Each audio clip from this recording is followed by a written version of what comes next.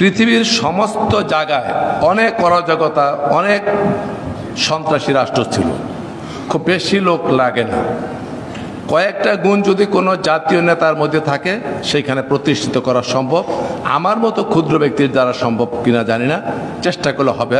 সেটি হচ্ছে সততা, আন্তরিকতা, দৃঢ়তা, জীবনের মায়া ত্যাগ, সম্পদের মায়া ত্যাগ, পরিবারের মায়া ত্যাগ করে যদি কেউ দাঁড়িয়ে যেতে পারে, একজন নেতা এই সমাজ পরিবর্তন করতে পারে, রাষ্ট্র পরিবর্তন করতে পারে। অনেক দিন বেঁচে আছি, 60-এর উপর আমার বয়স। আজকে আপনাদের এখানে বলতে চাই, সমস্ত কালীগঞ্জের লোকের উদ্দেশ্যে বলতে চাই, এই জাতীয় কাজ করতে গিয়ে যদি দুনিয়া থেকে চলে যেতে হয়, বহুদিন বসবাস করেছি, আর প্রয়োজন নেই। কিন্তু আমি যদি সুযোগ পাই, আমি যদি দায়িত্ব পাই, দরজা খোলা রেখে ঘুমানো যায় এই ব্যবস্থা করার জন্য যা করার সেটি করব।